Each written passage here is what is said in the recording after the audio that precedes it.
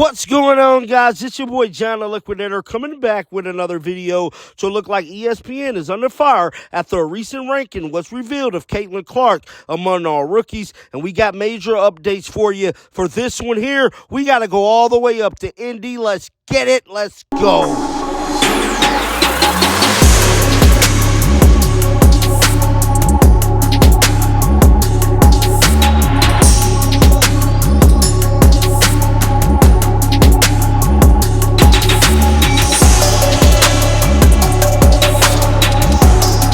This has definitely been a crazy week for Caitlin Clark and the Indiana Fever. They is set to make their return back to the court in a few hours, and we got a lot to unpack in this video right here. Caitlin Clark spoke with reporters today. ESPN came out with some wild ranking, having Caitlin Clark ranked at like number 5 or 6 among all rookies.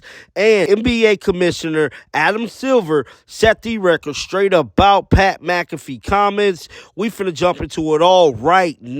So ESPN released an article a few hours ago in regards to the current rookies and the rankings among the rookies in the WNBA, and it's being reported that Caitlin Clark, the number 1 overall pick in the 2024 WNBA draft, is stunningly ranked at number 6 in ESPN's rankings of rookies based on variety of advanced statistics. The former star falls behind Cameron Brink, who was selected number 2, Angel Reese, who was selected number 7, and former Iowa teammate Kate Martin, who was selected number 18. Caitlin Clark leads WNBA rookies with 15.6 per game entering tonight matchup versus the Washington Mystics, more than 4 points ahead of second highest scorer Angel Reese. Now, I know a lot of you guys probably is wondering how is ESPN coming up with this data to rank these rookies and why they put Caitlin Clark so low. We finna dive into it all right now. It's also being reported that advanced metrics have always struggled with how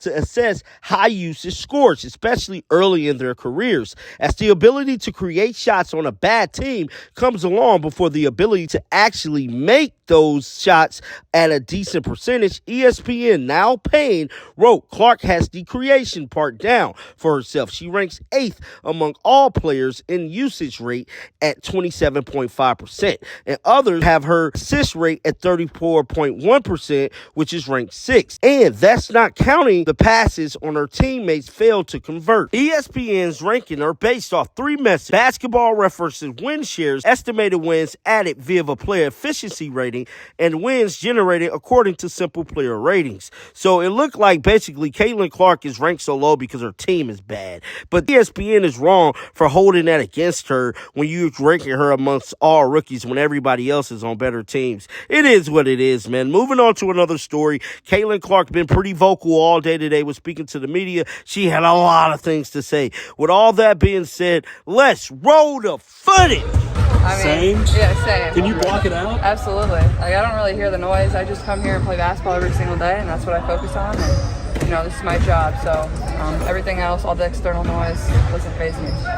Yeah, it's definitely been physical. I mean, I wouldn't say I've been surprised. Like, I know the physicality was coming, and that's something I was prepared for. And I think that's the biggest adjustment is how physical this league is and how, good these players are that are guarding me. Like, they're in my space all the time. They're not going to help off of me, and just really great defenders. And so I'm still trying to learn and navigate that of like setting up cuts, using screens better, making better reads out of ball screens. I think it's just like all those little things that will come with time. I'm trying to learn on the fly too. So giving myself a little grace, but also I feel like I've already learned a bunch through the first 11 games, and I feel like you can see that, and that's only going to continue to improve.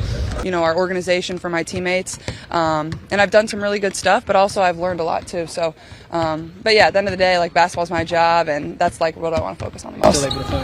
Absolutely, yeah. I think that's something you can never lose. It wouldn't be very fun showing up to work every day if I didn't find a lot of joy in it, just like all of you guys. So, how easy? Time for 2 more guys. How easy is it? I mean, like you just said, I just want to play basketball, but it seems like to us like easier said than done. How were you able to? Your senior year at Iowa, kind of just, did you realize that the discourse was more and you just wanted to block it out and play basketball? Like, when did you kind of come to that, realization, for lack of a better term? Honestly, I feel like I have a pretty good skill of blocking everything out. I think, being in this position, you better have that skill or else it's going to break you at some point. And I think I've surrounded myself with really good people, whether it's my coaches, whether it's my teammates, whether it was in college, whether it's here, and I think also my family, they've been a huge support of myself, and they see all this stuff too, and that definitely has to be hard on them. You have to remember we're regular people with feelings. My parents have feelings. It can definitely be hard at times, but I would never change it for the world. I'm just really grateful to be in this position, and whatever comes with that. And, I try to remember the positives and remember all the good things too. So, I definitely wouldn't change it for the world. And I think just surrounding yourself with really good people that always have your best interests at heart is the most important thing. That was Caitlin Clark shedding light on the current situation that she's having in the WNBA. Moving on to another story, looked like NBA Commissioner Adam Silver had some things to say about Pat McAfee in regards to him calling Caitlin Clark out of her name. Let's roll the footage. Look, I'd say Pat McAfee, that's what you're referring to. He apologized, and I accept that. I think that the way media works these days, when people are on live for hours, they're going to occasionally misstep. And I think what's important is the context, their intention, and sort of what they're willing to say about having done that. I mean, I leave to ESPN to make their own personnel decisions about what the consequences of things like that. But I accept sort of in a free society where there's a lot of conversation, a lot of dialogue, and I think it's for the WNBA, of course, it's going to be a two-edged sword. I mean, many in this room go back to David Stern, where we sat in meetings and he was pleading with some of the very reporters who are sitting here to cover the WNBA and women's basketball.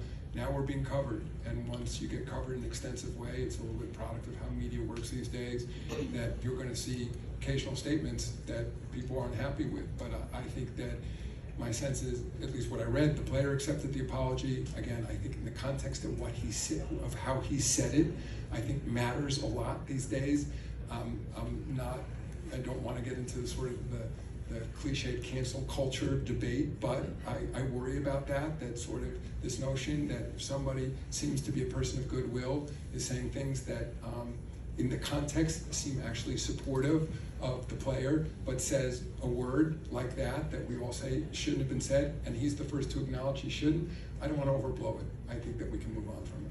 That was NBA Commissioner Adam Silver shedding light on the whole situation with Pat McAfee calling Caitlin Clark out of her name.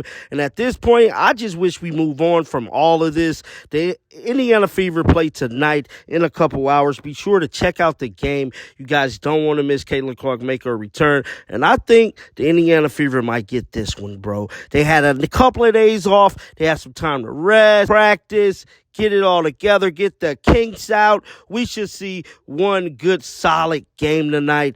Get down in the comments section. Let me know your thoughts about this. Keep them bills on, because I'm going to bring you the news. And until next time, man, shake the haters off. I'm out of here. Peace out.